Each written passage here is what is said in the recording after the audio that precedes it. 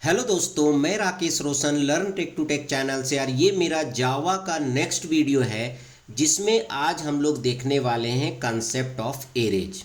ठीक है, तो यहाँ पर हम लोग देखेंगे कि एरे क्या होता है, कितने टाइप के एरेज होते हैं, एरेज को हम कैसे डिक्लेयर करेंगे, कैसे इनिशलाइज करेंगे, कैसे एक्सेस करेंगे। ये सारी चीज़ें हम लोग डिटेल में इस वीडियो में देखने वाले हैं और प्रैक्टिकली भी हम करके देखेंगे। तो चलिए इस वीडियो को स्टार्ट करने से पहले जस्ट मैं आपसे रिक्वेस्ट करता हूं कि अगर अभी तक आपने मेरे चैनल को सब्सक्राइब नहीं कर रखा है तो सब्सक्राइब कर लें और बगल में जो बेल है जरूर क्लिक करें जिससे मेरे जितने भी नए वीडियोस हैं उनके नोटिफिकेशन आपको मिलता रहे। तो चलिए स्टार्ट करते हैं। तो दोस्तों सबसे पहले तो देखते हैं कि एरे होता क्या है। तो arrays are one of the fundamental data structure in Java used to store multiple values of the same type in a single variable.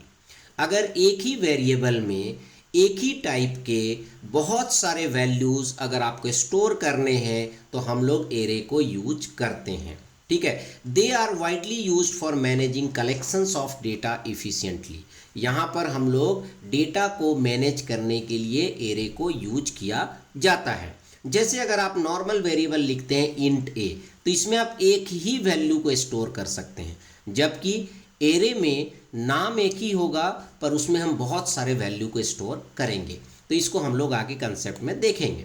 तो चलिए सबसे पहले तो समझते हैं कि एरे होता क्या है। तो यहाँ पर टेक्निकली तरीके से देखेंगे कि एरे होता क्या है। ठीक है, तो array is a contiguous block of memory that holds multiple elements of the same data type. यहाँ पर जैसे कि मैंने आपको बताया कि वेरिएबल का नाम एक होगा, ठीक है, और डेटा टाइप सेम होगा पर उसमें बहुत सारे वैल्यू स्टोर कर सकते हैं। जैसे मुझे 100 स्टूडेंट्स का मार्क्स स्टोर करना है एक ही वेरिएबल में, या फिर मुझे 100 स्टूडेंट्स का ग्रेड स्टोर करना है एक ही वेरिएबल में, तो हम एरे यूज करेंगे। पर यहाँ पर एक बेनिफिट और है कि ये जो है कंटिग्यूअस ब्लॉक ऑफ मेमोरी लेता है। जैसे यहाँ पर आप देख सकते हैं कि टोटल 8 नंबर स्टोर किया गया है एक ही वेरिएबल में जिसका नाम है नम, और ये स्टोर है बिल्कुल कंटिन्यूअसली मेमोरी में। ठीक है, जैसे अगर इसका एड्रेस मेमोरी में 1000 होगा तो इसका एड्रेस 1004 होगा अगर इंटेजर 4 बाइट लेता है। ठीक है, इसका एड्रेस होगा 1008। तो ये कंटिन्यूअसली स्टोर होता है मेमोरी में। तो उससे एक बेनिफिट और होता है कि अगर आप नंबर्स को एक एक करके अगर आप एक्सेस करते हैं तो आपका एक्सेस जो है वो काफ़ी फास्ट हो जाता है। ठीक है, each element in the array can be accessed using an index. यहाँ पर ये जो 0 1 2 3 4 ये इंडेक्स है। ये क्या है? इंडेक्स है। तो हम किसी भी नंबर को इंडेक्स के थ्रू एक्सेस कर सकते हैं। जैसे नंबर है, ये नम वेरिएबल का नाम है। अगर मुझे 67 को एक्सेस करना है तो मैं लिखूंगा num 5। अगर 54 को एक्सेस करना है तो मैं लिखूंगा num 6। तो इस तरीके से हम इंडेक्स के थ्रू जो है किसी भी एलिमेंट को एक्सेस कर सकते हैं।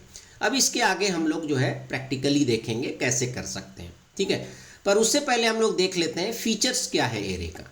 तो एरे का साइज सबसे पहले तो फिक्स्ड साइज होता है। जब आप इनिशियलाइज करते हैं, जब आप डिक्लेयर करते हैं तो आप एरे का साइज देते हैं। ठीक है, तो once declared the size of the array can not be changed. अगर एक बार आपने एरे का साइज सपोज दैट कुछ दे दिया तो उसको चेंज नहीं कर सकते हैं। होमोजीनियस डेटा, जो भी डेटा आप स्टोर करेंगे उस सभी का डेटा टाइप सेम होना चाहिए। या तो सारा कैरेक्टर होगा, या तो सारा नंबर होगा, या सारा इंटीजर होगा, या सारा फ्लोट होगा।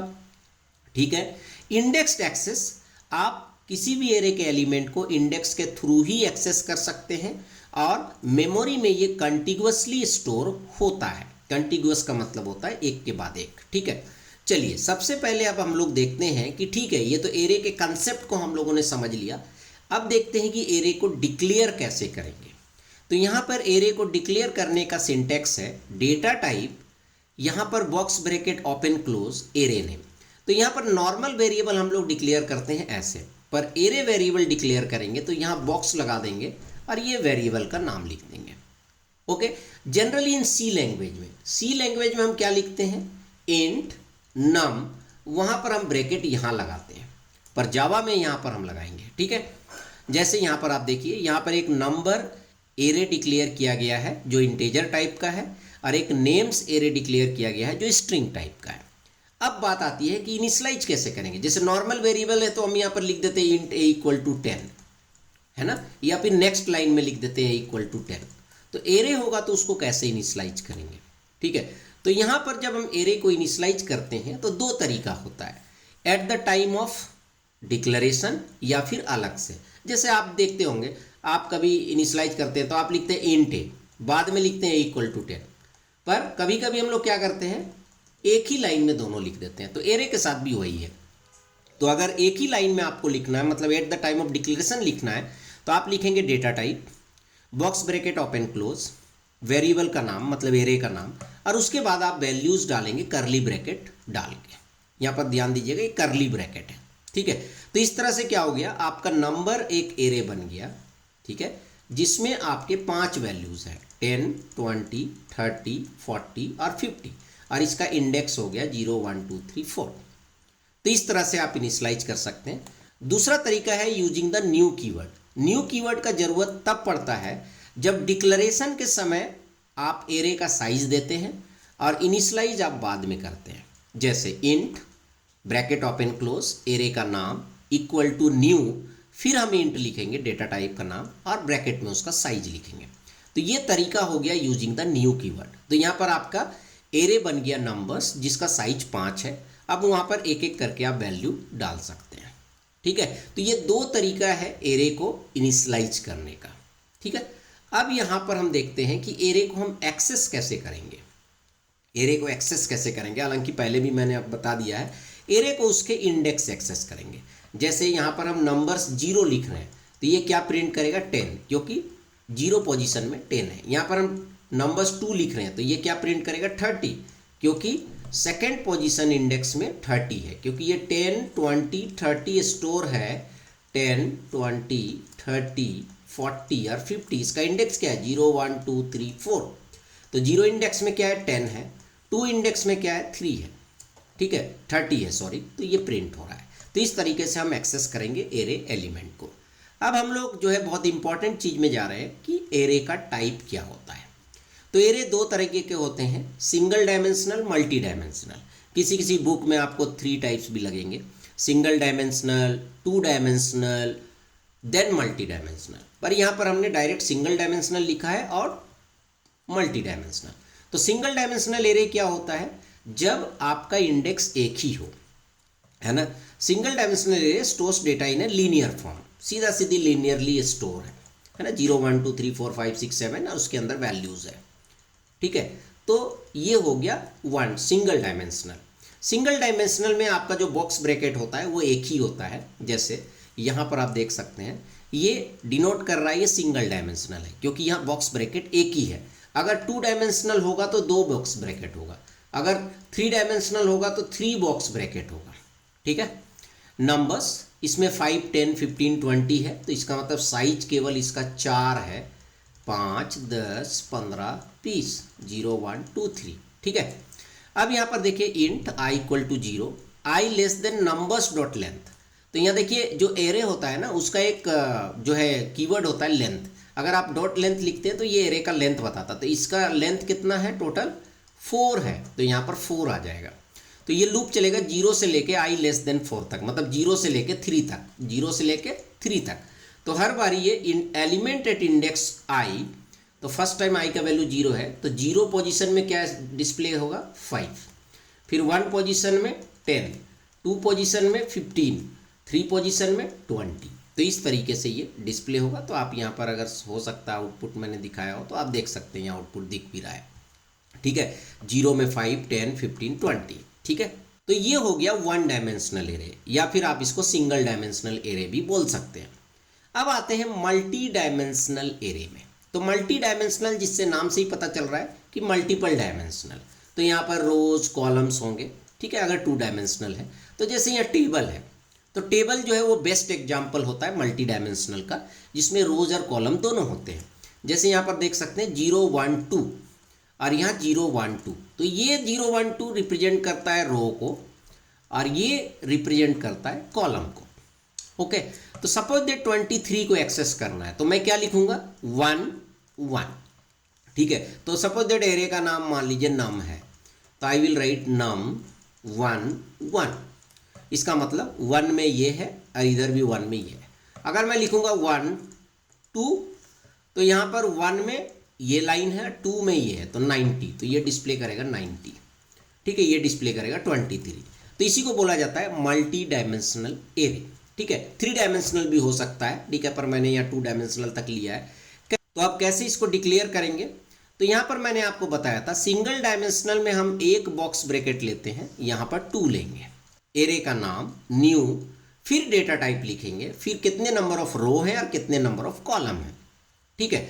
तो जैसे यहाँ पर आप देख सकते हैं हमने यहाँ लिखा है पब्लिक क्लास बनाया है, फिर ये स्टैटिक वॉइड मेन है। यहाँ पर आप देखिए इंट और 2 बॉक्स ब्रैकेट है, तो इसका मतलब सीधा है कि ये जो मैट्रिक्स एरे है ये 2 डायमेंशनल है। तो 2 डायमेंशनल है तो इसमें सपोज दैट मुझे वैल्यू डालना है 1 2 3 4 5 6 7 8 9। तो इसको तरीका क्या है लिखने का, तो पहले तो आप करली ब्रैकेट लिखिएगा, ठीक है, फिर हर एक रो के लिए आप करली ब्रैकेट लगाइएगा, ठीक है, और कोमा कोमा, और हर नंबर के बीच में भी कोमा आएगा। तो इस तरीके से आप लिख सकते हैं, ठीक है। और यहाँ पर इसको हम डिस्प्ले कैसे करेंगे, तो यहाँ पर मल्टी डायमेंशनल के लिए आपको मल्टी फॉर लूप लेने पड़ेंगे। मतलब अगर 2 डायमेंशनल है तो 2 फॉर लूप, और अगर 3 डायमेंशनल है तो 3 फॉर लूप। तो पहला फॉर लूप डिनोट करेगा रो को, तो यहाँ पर देखिए i = 0, i less then matrix dot length लिखें। तो यहाँ पर देखिएगा 2 चीज़ है, यहाँ एरे का नाम मैट्रिक्स है, एरे का नाम मैट्रिक्स है। तो अगर आप यहाँ पर मैट्रिक्स डॉट लेंथ लिखते हैं तो ये दिखाएगा कितने रो हैं, ठीक है। और अगर यहाँ पर लिखेंगे आप मैट्रिक्स आई डॉट लेंथ तो ये दिखाएगा कितने नंबर ऑफ कॉलम है। तो यहाँ पर मैट्रिक्स डॉट लेंथ में कितना है, टोटल 3 है, तो ये 3 आएगा, और मैट्रिक्स आई डॉट लेंथ में भी 3 है, तो ये भी 3 आएगा। तो 3/3 लूप चलेगा आपका, 0 1 2 और इधर 0 1 2, और हर बारी ये वैल्यू दिखाएगा मैट्रिक्स आई जे का। तो फर्स्ट टाइम 0 0 0 0, आई का वैल्यू 0, जे का भी वैल्यू 0, तो 0 0 में क्या है 1 है, तो 1 आ जाएगा, डिस्प्ले करेगा 1। उसके बाद आई का वैल्यू क्या होता है, मैंने पहले बताया था नेस्टेड फॉर लूप में ये फिक्स होगा, पहले पूरा जे कंप्लीट होगा। अब जे का वैल्यू 1 होगा, तो 0 1, 0 1 में क्या है 2 है, तो 2 आएगा, फिर 3 आएगा।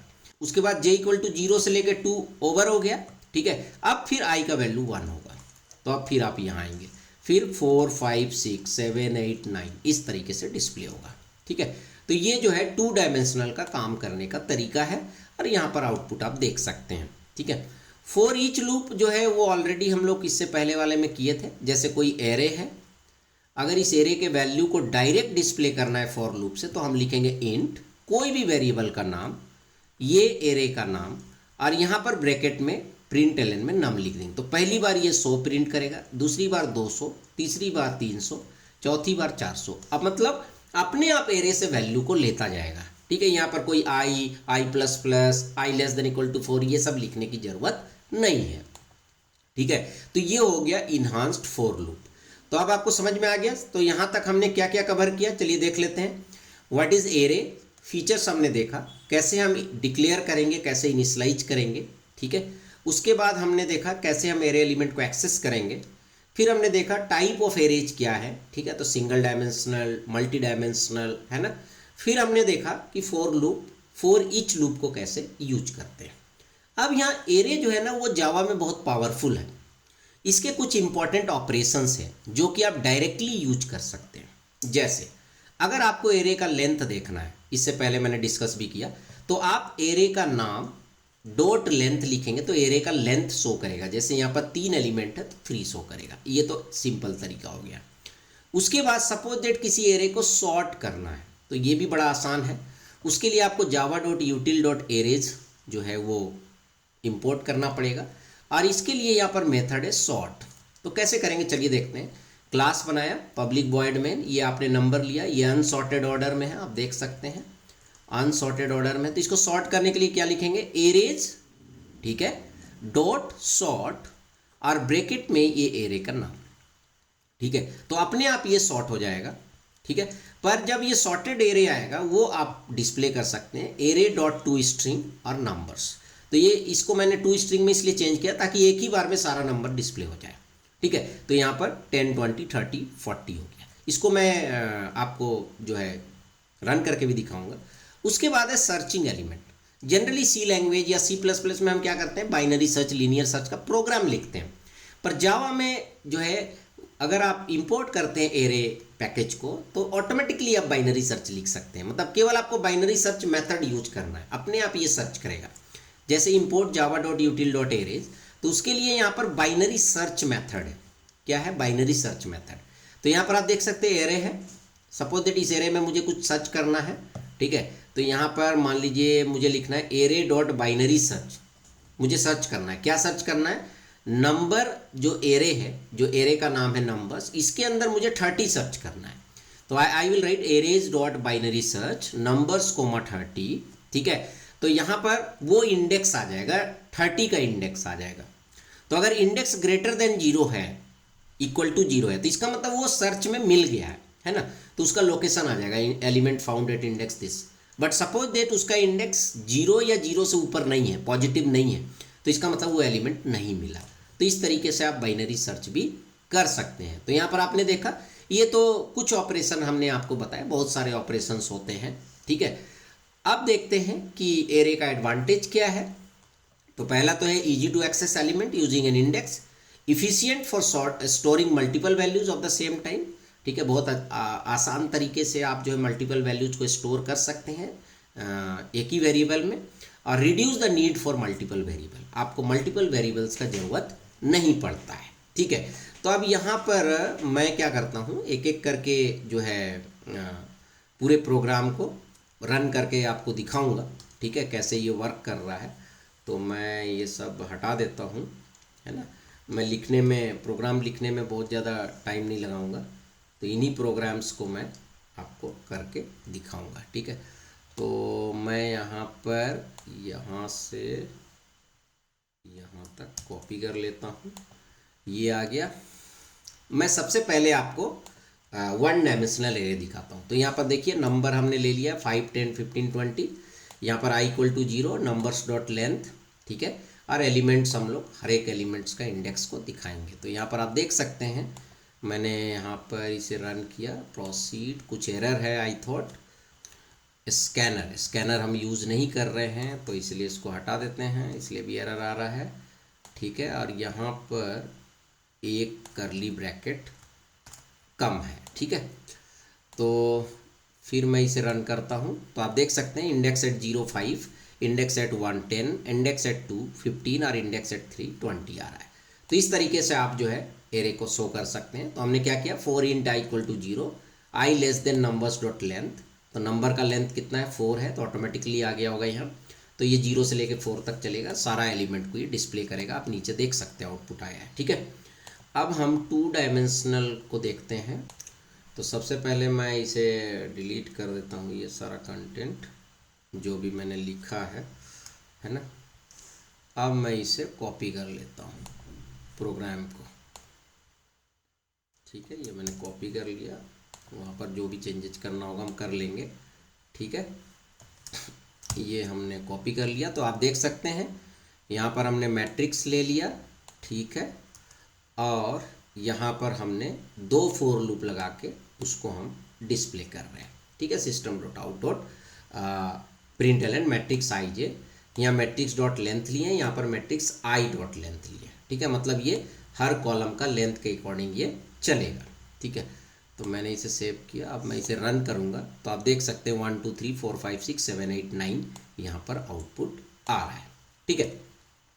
अब यहाँ पर उसके बाद हमने आपको कुछ ऑपरेशंस दिखाए थे, ठीक है, कि कैसे हम लेंथ कैसे सॉर्ट करेंगे। तो सॉर्टिंग वाला मैं एक बार करके दिखा दे रहा हूँ आपको, सॉर्टिंग कैसे करना है, ठीक है। तो ये भी मैं यहाँ लिख लेता हूँ। पर यहाँ पर आपको अगर आप सॉर्ट और ये सब फंक्शन यूज करना है, तो आपको यहाँ पर इंपोर्ट करना होगा java.util.arrays। तो इंपोर्ट